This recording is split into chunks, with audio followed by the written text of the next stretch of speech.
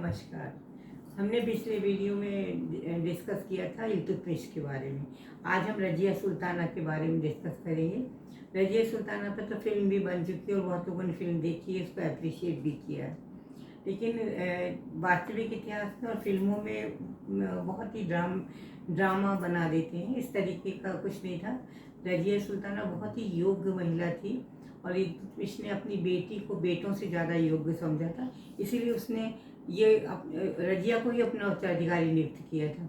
लेकिन उसकी मृत्यु के बाद, जैसा कि अक्सर होता है, पुरुष उत्तराधिकारी रुकनुद्दीन फिरोज शाह, क्योंकि उसका बेटा था, उसको लोगों ने गद्दी पर, जो तुर्क अमीर थे उन लोगों ने गद्दी पर बिठा दिए।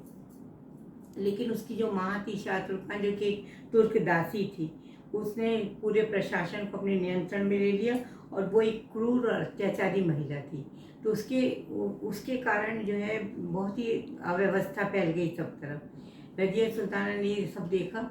जब फिरोज राजधानी से बाहर गया हुआ था, तो वो लाल वस्त्र पहनकर जब लोग नमाज के लिए इकट्ठा हुए तो वो वहाँ उनके सामने उपस्थित हुई और उसने लाल वस्त्र जो है वो न्याय मांगने का प्रतीक था कि हम न्याय के लिए आए हैं, ये प्रतीक था। तो लाल वस्त्र पहनकर वहाँ सामने उपस्थित हुई और उसने वहाँ जाकर ये बताया कि किस तरीके से पूरे देश में अव्यवस्था फैली हुई है और ये कोई भी तरह से, ये जो रुकनुद्दीन फिरोज है वो किसी भी तरह से शासन करने में समर्थ नहीं है।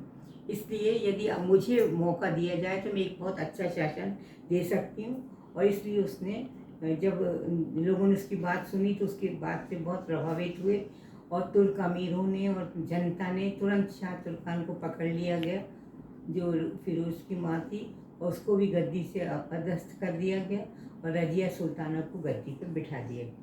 रज़िया सुल्ताना एक जो है, ये समझ लीजिए कि दिल्ली की पहली और अंतिम मुगल शासिका थी। रज़िया ने जैसे ही गद्दी पर बैठी तो उसने तुरंत ही पुरुषों की तरह वो सैनिक वेशभूषा धारण करती थी और उसने पुरुषों के समान कोट और टोपी पहनती थी वो, और दरबार में बैठती थी। वो जनता के सामने हाथी पर भी चढ़ कर आती थी, घोड़े की सवारी करती थी, युद्ध के मैदान में भी जाती थी। और उसने थोड़ा कूटनीति से भी काम लिया और उसने जो है, जो दरबार में अमीर जो षड्यंत्र करते थे उनमें उसने फूट डालने का भी प्रयास किया। लेकिन उसकी एक ही गलती थी कि अबिसिनिया निवासी एक गुलाम था जिसका नाम जलालुद्दीन याकूत था। उसको उसने आवश्यकता से अधिक महत्व दिया और उसको उसने आमिर आखुर यानी अश्वशाला का प्रधान के पद पर नियुक्त किया। और इससे क्या हुआ कि तुर्की अमीर जो है वो नाराज़ हो गए और तरह तरह की रज़िया की बदनामी होने लगी। जैसा कि अक्सर होता है कि जो महिलाएं उच्च पद पर आसीन होती हैं उनका चरित्र के ऊपर कहा जाता है, उससे रज़िया के बारे में भी कहा जाने लगा। उसी बीच भटिंडा का सूबेदार था, उसने विद्रोह कर दिया और उसने याकूत की हत्या कर दी। रज़िया को बंदी बना लिया गया, लेकिन रज़िया ने कूटनीति के कारण अल्तुनिया के साथ विवाह कर लिया और रज़िया और अल्तुनिया ने सोचा था कि वो मिलके फिर से एक बार दिल्ली की गद्दी को प्राप्त करेंगे, लेकिन ऐसा नहीं हो सका क्योंकि जब वो लोग वहाँ से दिल्ली की तरफ आ रहे थे तो रास्ते में ही अल्तुनिया और रज़िया की हत्या कर दी गई और इस प्रकार से 13 अक्टूबर 1240 को उसकी हत्या कर दी गई। रज़िया ने लगभग 3 वर्ष 6 माह यानी 3.5 वर्ष शासन किया। वो एक बहुत ही सफल शासिका थी। उसने रुकनुद्दीन फिरोज शाह के समय की सभी बिगड़ी हुई परिस्थिति को सुधारा था। रज़िया को स्त्री होकर भी उसने कभी भी स्त्रियों की कोई भी दुर्बलता कभी भी प्रदर्शित नहीं की।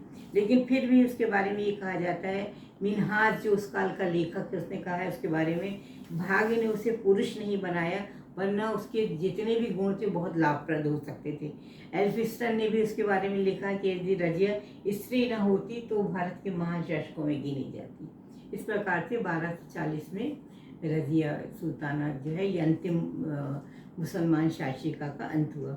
उसके बाद थोड़े समय के लिए बहराम शाह नाम का एक शहजादा गद्दी पे बैठा जिसने 1240 से 1242 तक राज्य किया उसके बाद उसको भी गद्दी से अलग कर दिया गया, वो भी काबिल व्यक्ति नहीं था।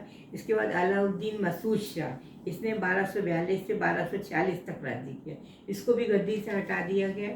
इसके बाद नासिरुद्दीन महमूद नामक एक शासक जो है वो गद्दी पे बैठा, और वो 1246 से उसने 1265 तक राज्य किया। वो बहुत ही धार्मिक व्यक्ति था, और उसका मेन जो उसका आय का स्रोत था वो था कुरान की नकलें वो किया करता था, कुरान की कॉपी जिसको बोलते हैं वो निकाला करता था। उसके शासनकाल में बहुत ही ज़्यादा शांति थी, लेकिन उसने उसने जब वो गद्दी पे बैठा नासिरुद्दीन महमूद, तो उसने अपना जो दामाद था बलबन, उसके हाथ में सारी शक्ति दे दी थी। इस प्रकार से हम ऐसा मान सकते हैं कि बलबन ने 20 वर्ष तक तो नासिरुद्दीन महमूद के नायब के रूप में शासन किया, और उसके बाद 20 वर्ष तक उसने वो इसकी मृत्यु के बाद वो सुल्तान बन गया था, तो इसकी मृत्यु के बाद उसने 20 वर्ष तक और राज्य किया। तो इस तरह से 40 वर्ष तक हम बलबन का शासनकाल देखेंगे। बलबन जो है ये इस वंश का 9वां सुल्तान था। तो इस तरीके से अब हम बलबन के बारे में अगले वीडियो में डिस्कस करेंगे। और इस प्रकार से ये बलबन जो है ये अंतिम ऐसा योग स्लेव डायनेस्टी का शासक था। इसके बाद जो है धीरे धीरे करके स्लेव डायनेस्टी का विनाश जो है वो शुरू हो गया, क्योंकि बलबन का कोई भी योग्य उत्तराधिकारी नहीं था। इसलिए हम अगले एपिसोड में हम बलबन के विषय में बात करेंगे, और अंतिम स्लेव डायनेस्टी का अंतिम शासक था कैकूबाद।